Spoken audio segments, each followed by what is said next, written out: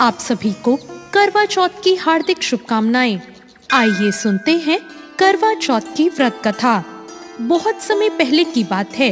एक साहूकार के 7 बेटे थे और उनकी एक बेटी भी थी।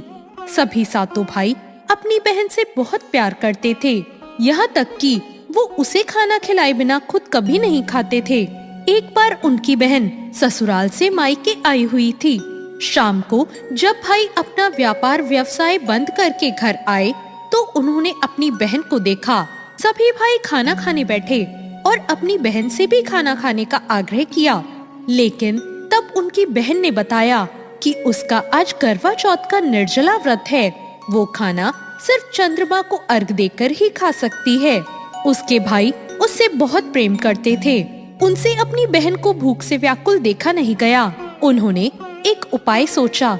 उसके भाई नगर से बाहर एक पहाड़ी पर गए और पहाड़ी पर जाकर उन्होंने वहां आग जला दी और घर आकर अपनी बहन को उस आग को चलनी में दिखाया और कहा, देख बहन, चांद निकल आया है, चल जल्दी दर्शन कर ले और फिर चांद को अर्घ दे के भोजन ग्रहण कर ले।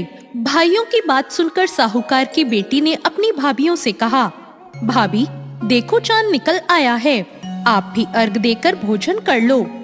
अपनी ननद की बात सुनकर भाभियां बोली, बाईसा ये तो आपका चांद है, हमारा चांद आने में अभी समय है। साहूकार की बेटी भूख से व्याकुल थी। वो चांद को अर्घ देकर भोजन करने बैठ गई। जैसे ही उसने पहला घास खाया उसे छींक आ गई। दूसरा घास खाते ही उसमें बाल निकल आया और तीसरा घास अभी खाने ही वाली थी कि उसके ससुराल से बुलावा आ गया कि उसका पति बीमार है और वो जिस भी हाल में हो तुरंत अपने ससुराल पहुँचे। अब उसकी माँ उसे विदा करने लगी। उसे विदा करने के लिए माँ ने जब बक्से से कपड़े निकाले तो सारे कपड़े काले ही मिले। दूसरी बार माँ ने कपड़े निकाले तो सारे कपड़े सफेद निकल रहे थे। बेटी बोली, माँ तुम ये सब रहने दो, मैं जाती हूँ। ये देखकर माँ घबराई और बोली, बेटी रास्ते में जो छोटा बड़ा जो भी मिले सबके पैर पड़ती जाना।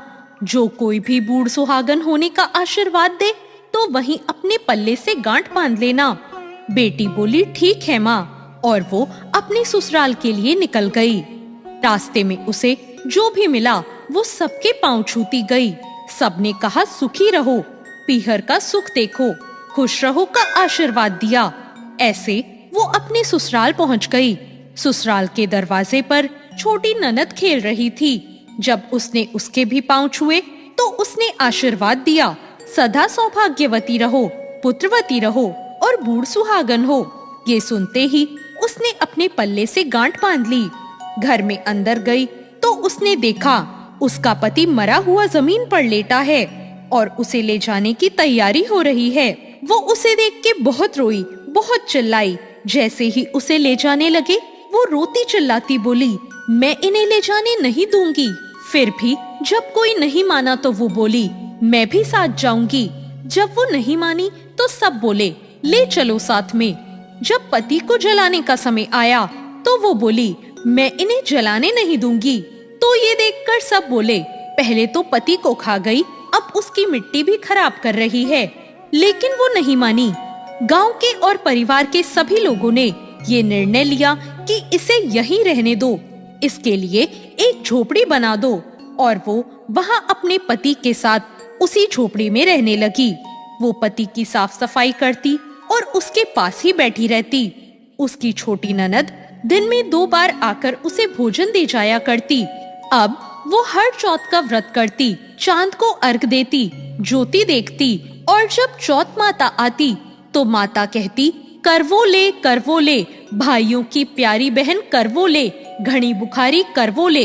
तो वो चौथ माता से अपने पति के प्राण मांगती, पर चौथ माता उसे ये कहती कि जब हमसे बड़ी चौथ आएगी तो उनसे मांग लेना। ऐसे एक एक करके सभी चौथ आई और सभी यही कहकर चली गई कि हमसे बड़ी से मांग लेना। और इसके बाद अश्विन की चौथ आई। वो बोली, तुझसे कार्तिक की चौथ यानी करवा चौथ माता नाराज हैं, वो ही तेरा सुहाग लौटाएंगी। तो ऐसा कर, करवा चौथ माता के लिए सारे श्रृंगार की तैयारी कर ले और जब वो आए तो तू उनके पैर मत छोड़ना। इसके बाद जब करवा चौथ आने वाली हुई तो उस लड़की ने अपनी छोटी ननद से पूरे श्रृंगार और सुहाग का सारा सामान मंगवाया और करवे भी मंगवाए। उसकी सास ने सोचा जो मांगती है दे आओ। साहूकार की बेटी ने करवा चौथ का व्रत रखा और चांद निकलने पर अर्घ दिया, चौथ माता की ज्योति करी और जब चौथ माता प्रकट हुई तो वो बोली, करवो ले भाइयों की प्यारी बहन करवो ले, दिन में चांद उगाने वाली करवो ले, घड़ी बुखारी करवो ले। तब उसने उनके पैर पकड़ लिए और उसने कहा, माता मेरा सुहाग वापस करो। चौथ माता बोली, तू तो बड़ी भूखी है, 7 भाइयों की प्यारी बहन है, तुझे सुहाग से क्या काम। तब वो बोली, नहीं माता, मैं आपके पैर तब तक नहीं छोड़ूंगी जब तक आप मेरा सुहाग वापस नहीं करती। चौथ माता बोली, अच्छा ठीक है, ऐसा कर, चूड़ी दे, बिंदी दे। और एक एक करके उन्होंने उससे 16 श्रृंगार का पूरा सामान मांगा।